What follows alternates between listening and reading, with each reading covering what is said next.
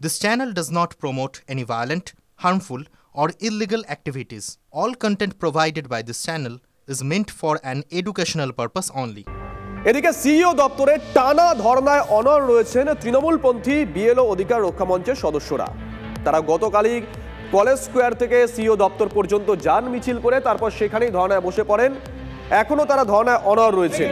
Live ছবি দেখবো, তারা কি বলছেন শুনবো। সুশোভন আমাদের সঙ্গে লাইভে রয়েছেন, আমাদের সহকর্মী সুশোভন।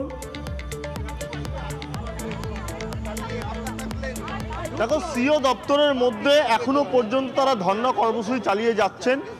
অ্যাডিশনাল সিইও দিব্যেন্দু দাস তিনি কথা বলতে চেয়েছিলেন, বলা হয়েছে যে সিইওর সঙ্গে কথা বলবেন। আর যেখানে এই কর্মসূচি চলছে একেবারে সিইও অফিসের বাইরে দেখা যাচ্ছে যে আরও বেশ কিছু বিএলও তারা কিন্তু বসে রয়েছেন এবং বিএলও অধিকার রক্ষা কমিটির যে মঞ্চ, সেই মঞ্চের সামনেই তারা বসে রয়েছেন। আচ্ছা, আপনাকে জিজ্ঞাসা করব, আপনারা মূলত কাজ এখানেই করছেন? হ্যাঁ, আপাতত আমরা বাধ্য হচ্ছি এখানে কাজ করতে, কারণ আমরা একটা দোটানার মধ্যে পড়ে গেছি। কারণ কাজ আমাদের যেটা দিয়েছে, আমরা দেশবাসীর কাছে দায়বদ্ধ, আমরা করছি, তাদের মুখ চেয়ে আমরা করছি। কিন্তু অন্যদিকে এটাও আমাদের মানতে হবে, যেভাবে আমাদের ওপর নিয়মিত একটা প্রেশার ক্রিয়েট করা হচ্ছে, তার একটা প্রতিবাদ হওয়া দরকার। আমি বলছি আপনারা এখানে বসে আছেন, আমরা অবশ্যই এখানে প্রতিবাদ করছি এবং সেই সঙ্গে সঙ্গে আমরা কিন্তু চেষ্টা করছি আমাদের এই দায়বদ্ধতা যেটুকু আছে পালন করার। কিন্তু আপনারা এই যে আজকে এখানে বসে রয়েছেন, কতক্ষণ থাকবে? जब तक हम लोग का दावी जो है वो जब तक इलेक्शन कमीशन मानेंगे नहीं, तब तक हम लोग यहाँ पे मंच पे बैठे ही रहेंगे। আপনারা তো এখানে বসে কাজ করছেন, কিন্তু এই যে অবস্থান মঞ্চ যেখানে বসে কাজ করছেন, এই অবস্থান মঞ্চ কতক্ষণ বসে থাকবেন? এবং যারা ভেতরে আছে তারাও তো বসে রয়েছে। দেখুন, অবস্থান করেছি মানেই আমাদের নিজস্ব কিছু ন্যায্য দাবি রয়েছে। সেই দাবিটা আমরা অনবরত আমাদের ইআরও, আমাদের সুপারভাইজারের মাধ্যমে নির্বাচন কমিশনের কানে পৌঁছতে চেয়েছি, কিন্তু তিনি কানে তালা লাগিয়ে বসে আছেন। তিনি আমাদের শিক্ষক শিক্ষিকাদের কষ্ট চাইছেন না, বুঝতে চাইছেন না। তিনি শুধু প্রধানমন্ত্রী মোদিজির ওই যে আমাদের এখান থেকে, কিন্তু এই সমাধান সূত্র কোথায়? আপনারা এখানে বসে রয়েছেন সিইওর জন্য, সিইও এখনো কথা বলেননি এবং প্রায় 24 ঘন্টা হতে চললো, সমাধান কি করে হবে? সমাধানের অপেক্ষাতেই আমরা বসে থাকবো, আমরা আমাদের কাজও চালিয়ে যাব, রাষ্ট্রের প্রতি আমরা দায়বদ্ধ। সুশোভন, সঙ্গে থাকো সজল ঘোষ এই মুহূর্তে আমাদের সঙ্গে রয়েছেন। সজলদা, শুভজিৎ রয়েছি। খবর তো আপনার অজানা নয়, গতকাল রাতেও আপনি গেছিলেন, আমরা দেখলাম। এখনো আমরা যে ছবি লাইভে দেখাচ্ছিলাম, যে ওই বিএলও অধিকার রক্ষা মঞ্চে যারা আছেন, কয়েকজন ভেতরে বসে আছেন, কয়েকজন বাইরে বসে আছেন। বাইরের লাইভ ছবি, বাইরে বসেই তারা এসআইআর এর কাজ করছেন। তারা বলছেন আমরা এখানে বসে এসআইআর এর কাজ করছি, কিন্তু আমাদের ভেতরে যারা বসে আছেন, আমাদের যারা রয়েছেন আর কি সংগঠনের, তাদের সঙ্গে যতক্ষণ না পর্যন্ত সিইও দেখা করছেন ততক্ষণ আমরা এখান থেকে অবস্থান তুলব না। সজলদা, ওরা ওখানে বসে বসে ফসিল হয়ে যাক। ওখানে বসে বসে দুটো প্রশ্ন, এক হচ্ছে ওরা বসে থাকুক, আমার কোনো আপত্তি নেই। প্রথম হচ্ছে ওদের মধ্যে বিএলও কোথায়? এক, বিএলও অধিকার মঞ্চ সেটা কে করবে? বিএলওই তো করবে।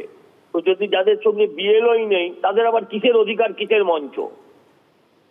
হ্যাঁ, ওগুলো সব হচ্ছে আমার পাড়ার একটি ছেলে আছে, আমার পাড়ার একটি ছেলে আছে ওখানে, আমার পাড়ার না, আমার পাশের ওয়ার্ডের একটি ছেলে আছে যে রাজ্য সরকারি কর্মচারী, তৃণমূল করে, তাকেও দেখেছি কালকে ছবিতে আমি ওখানে। তার সঙ্গে বিএলও, শিক্ষকতা, চাকরি এসবের কোনো কিছুর যোগ নেই। হ্যাঁ, কেউ বলছে বিএলও আমার ভাইয়া, কেউ বলছে বিএলও আমার সাইয়া, এই তো চলছে। বিএলও কোথায়?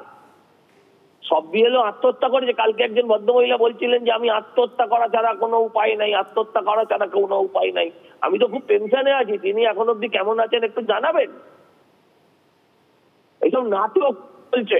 আমি বলবো দুটো কথা, একটা খুব পরিষ্কার কথা, পুলিশ এদের ঢুকিয়েছে, কারণ এরা ভেবেছিল, এরা চাইছে, এরা চেয়েছিল, এখন হয়তো আর পারছে না, ওখানকার যত ওখানে তথ্য আছে সেগুলোকে ডিস্ট্রয় করার, নথি নষ্ট করার পরিকল্পনা নিয়ে গেছে। আর দ্বিতীয় কথা হচ্ছে যে আমি কমিশনের কাছে প্রশ্ন করব, যদি আপনি নিজের অফিসকে সুরক্ষিত রাখতে না পারেন, আপনি নির্বাচনে মানুষকে সুরক্ষা দেবেন কেমন করে? এই প্রশ্ন তো মানুষের মনে উঠবে। বুঝতে পেরেছি। তাই সেন্ট্রাল ফোর্স এনে এখনই পিটিএ এদেরকে বার করা উচিত। পিটিএ কথা। ধন্যবাদ সজলদা।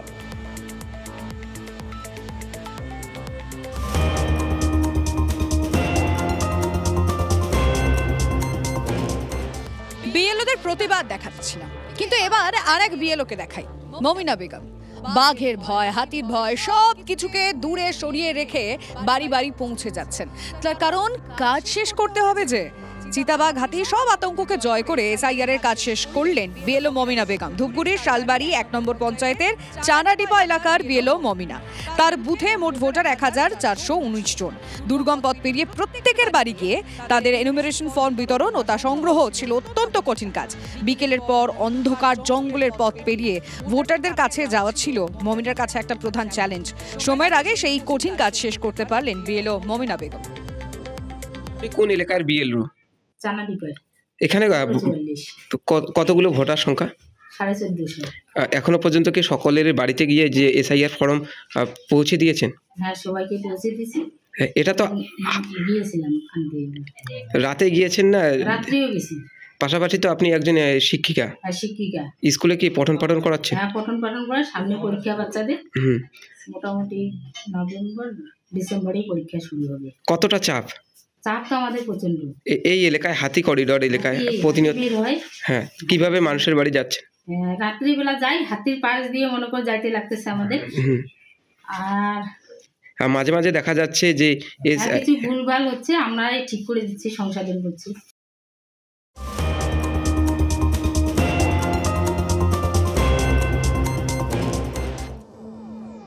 অন্যদিকে বাঁকুড়ার পাত্রসায়রের একজন মহিলা বিএলও, তিনি হাসপাতালে ভর্তি।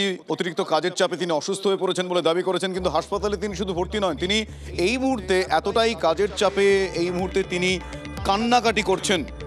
তিনি রীতিমতো কান্নাকাটি করছেন, এতটাই কাজের চাপ তিনি সামলাতে পারছেন না, হাউ হাউ করে কাঁদছেন।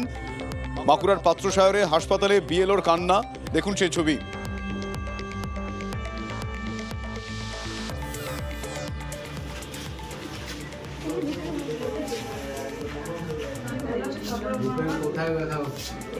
আমার সহকর্মী হীরক এই মুহূর্তে আমার সঙ্গে টেলিফোন লাইনে রয়েছেন। হীরক, উনি অত্যধিক কাজের চাপ নিতে পারেননি বলে কাঁদছেন, এরকমটা জানাচ্ছেন উনি?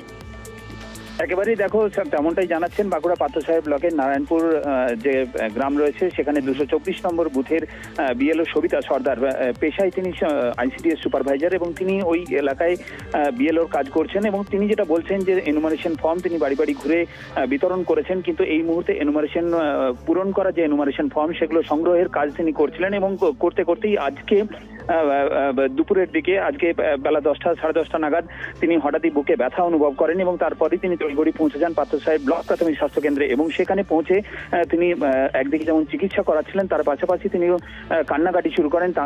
অত্যধিক কাজের চাপেই তিনি এই মুহূর্তে আতঙ্কিত হয়ে আছেন, এমনটাই তিনি অভিযোগ করছেন। ধন্যবাদ তোমায়। অচেনা জায়গা বলেই বেশি সমস্যাটা হয়েছে আমার। হ্যাঁ, আমি ডিউটি করতে করতে হসপিটালে এসেছি। কাশীনাথ বাবু, ওনাকে বলেছিলাম, উনি বলেছিলেন যে নারায়ণপুরে কোনো নেই, কোনো টিচার নেই, কেউ নেই, আপনাকে এই ডিউটিটা করতে হবে।